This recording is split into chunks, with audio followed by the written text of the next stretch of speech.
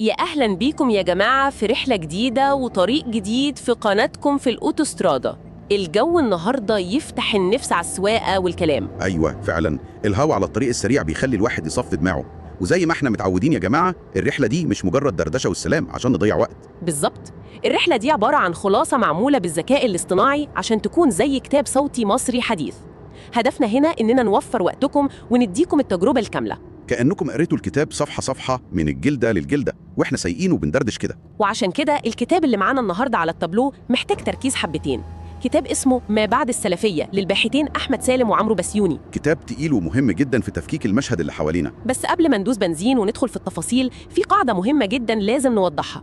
احنا هنا بننقل أفكار الكتاب بحيادية تامة. أيوة، يعني مش بناخد أي صف سياسي أو ديني خالص. احنا بس بنقرأ الخريطة زي ما المؤلفين رسموها بالظبط، من غير ما نتبنى أو نهاجم أي فكرة. مهمتنا نفهم مش نحكم. كلام سليم جدا. يلا بينا بقى نبدأ. يلا بينا. خلينا نبدأ بالفصل الأول عشان ما ينفعش ندوس بنزين قبل ما نعرف احنا رايحين فين وإيه معنى عنوان الكتاب أصلاً. كلمة ما بعد دي مصطلح ما بعد ده دايما بيعمل جدل. بنسمع عن ما بعد الحداثة، ما بعد الكولونيالية، ودلوقتي ما بعد السلفية. طب إيه المقصود بيها هنا؟ الكتاب بيفكك الفكرة دي وبيأكد إن ما بعد مش معناها إن الحاجة دي انتهت أو اختفت من الوجود. الموضوع أقرب لعملية تحول وتفكك مستمرة. يعني الفكرة ما بقتش كتلة واحدة مقفولة، دي اتفرعت لسكك كتير. طب استنى، يعني يا صاحبي هل ما بعد دي معناها إن العربية القديمة باظت واترمت في الخير ده؟ لا خالص. ولا كأننا جبنا عربية مانيوال قديمة وغيرنا الموتور بتاعها الأوتوماتيك وضفنا شاشات ذكية بس الهيكل من بره لسه زي ما هو؟ الله ينور عليكي، التشبيه ده بيقرب الصورة جدا. الهيكل موجود بس الميكانيزم من جوه اتغير. الباحثين بيوضحوا إن الطيارات دي كانت متماسكة وعندها إجابات جاهزة لكل حاجة. أيوة، إجابات مقولبة. بالظبط. بس لما اصطدمت بواقع سياسي واجتماعي معقد بعد الأحداث الكبيرة اللي حصلت في العقد اللي فات، الإجابات دي ما بقتش كفاية.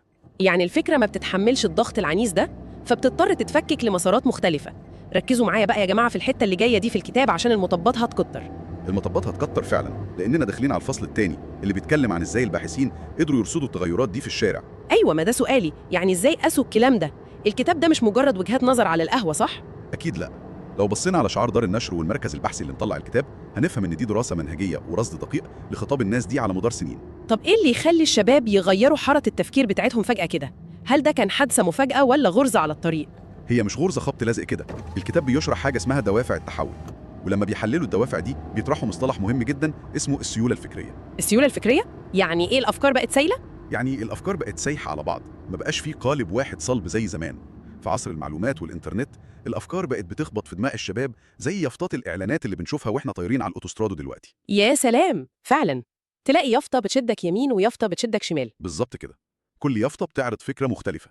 خوارزميات السوشيال ميديا بتخلي الشاب يشوف فيديو لداعي وبعده نقاش لفيلسوف غربي وبعده تحليل سياسي. فالعقل ما بيقدرش يفضل محبوس في صندوق واحد، الأفكار بتتسرب وتتفاعل. وده اللي بيخلق التوليفة أو الخلطة اللي الباحثين بيرصدوها. شاب متمسك بهويته بس بيتكلم بلغة حقوق الإنسان والديمقراطية. وده بياخدنا للفصل الثالث، صح؟ بما إننا اتعمقنا في الطريق، خلينا نبص على الخريطة الجديدة اللي الكتاب رسمها للتيار ده. أيوة، الكتاب بيوضح إن التيار ده انقسم لمسارات مختلفة، ما بقاش كيان واحد. طب المشهد ده مش يخلي الطريق زحمة جدا، عامل بالظبط زي الدائري في وقت الذروة، كل واحد عايز يمشي في حارة شكل ومفيش مرور ينظمهم؟ تشبيه الدائري ده في محله جدا. بس تخيلي إن الكتاب بيشوف الزحمة دي مش بالضرورة فشل أو انهيار زي ما ناس كتير فاكرة. أمال بيشوفها إيه؟ بيشوفها تطور سوسيولوجي، يعني تطور اجتماعي طبيعي.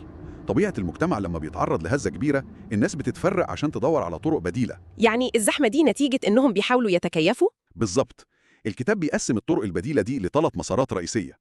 أول مسار هو مسار التصلب. التصلب؟ اللي هم قفلوا على نفسهم أكتر؟ أيوة، دول المجموعات اللي شافت السيولة دي فقررت تتمسك بالنسخة الأكثر تشدداً لحماية هويتها من الذوبان. طيب والمسار التاني؟ مسار الاندماج المدني. دول اللي قرروا يتخلوا عن الصدام ويتكلموا بلغة المجتمع المدني ويركزوا في العمل المجتمعي. مسار منطقي للنجاة. والمسار الثالث؟ ده بقى مسار الانسحاب والعدمية. انسحاب وعدمية؟ دي نقلة بعيدة قوي. إزاي بيحصل الانسحاب ده؟ لما الصدمة بتكون أكبر من الاستيعاب الشاب بيحبط وبينسحب لمساحته الفردية. بعضهم بيروح لاتجاهات روحانية جدا وبعضهم بيسيب الإطار كله. يا نهار أبيض، يعني التفكك ده كله هو محاولة للنجاة بأشكال مختلفة؟ أيوة، زي الكائنات اللي بتتحور عشان تعيش في بيئة جديدة. اللي بيرفض يتكيف بينقرض. بس ده بيطرح أزمة مرجعية. في وسط الزحمة دي البوصلة بقت في إيد مين؟ مين اللي بيسوق؟ الباحثين بيقولوا إن المركزية سقطت، ما بقاش في شيخ واحد أو قيادة واحدة. البوصلة بقت في إيد المؤثرين الجدد على السوشيال ميديا. يعني الشاب بقى عامل زي المستهلك في السوبر ماركت؟ بالظبط، عقلية المستهلك الانتقائي، ينقي فكرة من هنا على فكرة من هنا عشان يفصل مرجعية على مقاسه. دي فكرة مرعبة ومبهرة في نفس الوقت، بتلغي اليقين بس بتدي مرونة. وهو ده عصر اللايقين المستمر اللي الكتاب بيأكد إننا دخلناه. حقيقي رحلة دسمة جدا جدا. ولو هنلم خيوط الرحلة دي كلها، الباحثين بيأكدوا إن الأفكار زي الطرق بالظبط، دايما فيها حفر وتوسعات وتعديلات في المسارات. ومفيش فكرة بتفضل واقفة مكانها أبدا طالما الواقع بيتغير. صح جدا. طيب قبل ما نوصل لمحطتنا وأركن العربية، عايزاكم يا جماعة تفكروا في السؤال ده. لو الأفكار الكبيرة بتتغير وتتفرع بالسرعة دي على أوتوستراد الزمن، تفتكروا إيه المحطة الجاية للطيارات دي؟ سؤال مهم. والأهم، هل التغيير السريع ده بيحصل لنا إحنا كمان في أفكارنا وحياتنا العادية من غير ما نحس؟ إيه أكتر فصل عجبكم؟ شاركونا آرائكم في الكومنتات وقولوا لنا تحبوا الكتاب الجاي يكون عن إيه.